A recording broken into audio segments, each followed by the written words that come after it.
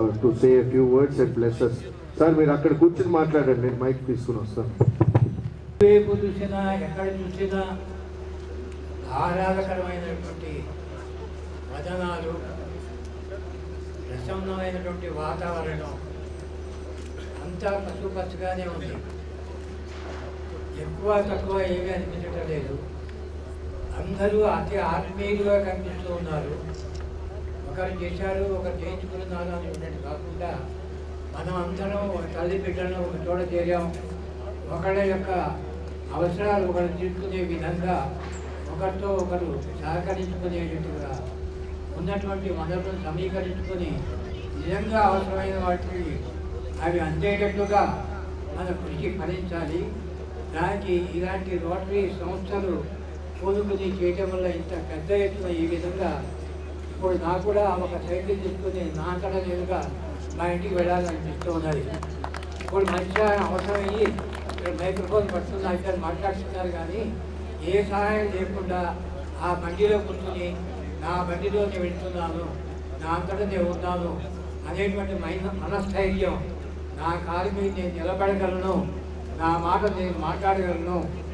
ఇంతకుముందు నేను రావడానికి ముందు నేను మాట్లాడితే నా మాట నాకే ఇచ్చే కాదు, అంత బలహీనంగా అంత వీక్గా ఉండేది. ఇప్పుడు నా వయసు 90 సంవత్సరాలు.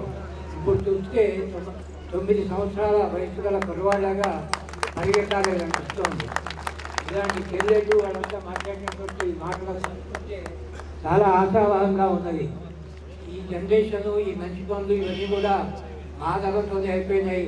కొత్త తరం ఏం చేస్తుంది, ఏమైనా చేయగలరా, అనేక సంక్లిష్టమైనటువంటి పరిస్థితుల్లో ఉన్నారనేటువంటి ఆలోచించబడినటువంటి ఈ రోజుల్లో మమ్మల్ని మించి మాకంటే మించి చేయగలిగినటువంటి శక్తి సామర్థ్యాలు ఉన్నటువంటి వాళ్ళు అదోలోనే ఉండక్కర్లేదు.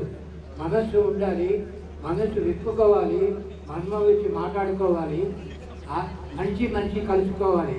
అంతేకాని యాంత్రికంగా మారిపోయేసి పూర్తిగా దాని మీద ఆధారపడతాం అనేటువంటి పద్ధతి ఉండేటంటే మనకి మనం మిగలం, ఎవరి మీద ఆధారపడే ఉండాల్సి ఉంటుంది. అంచేది ఇప్పుడు మనకి బండి ఎక్కించినా కానీ బండి నట్టు వాళ్ళు కూడా అవసరం అవుతారు. ఇప్పుడు నా పొట్టు వాడికి అట్లా అవసరం అవుతుందో ఇప్పటిదాకా అనుకున్న వాడిని ఏమీ అవసరం లేదు, నాకంటే నేను పరిగెత్తగలను, రన్నింగ్ రేస్లో నేను పోటీ చేయగలను అనేటువంటి ఉత్సాహం కలిగింది. ఈ కలగడానికి కారణం ఏంటంటే అందరూ సమిష్టిగా ఒకళ్ళు ఒకరు సహకరించుకొని అందరికీ మంచిని కలిసేటట్టుగా కనుక మనం చేసేటటువంటి మనకు ఉన్నటువంటి వనరులు కానీ, మనకున్న విజ్ఞానం కానీ, విత్తం కానీ ఏదైనా పంచుకునేటటువంటి మనకే నిలుచుకోవాలి. మన తర్వాత ఎవరికి అందించాలని కాదు, మన ఉంటుందని ఈ కార్యక్రమాలను నిర్వహిస్తూ మనం చూసుకోగలిగితే ఇలాంటి జీవితానికి ఎందుకంటే ధన్యత మరొకటి ఉందని చెప్తూ నేను సెలవు తీసుకుంటాను. అంతా పచ్చగా ఉండాలి, పచ్చగా ఉన్నారు, ఉంటారు.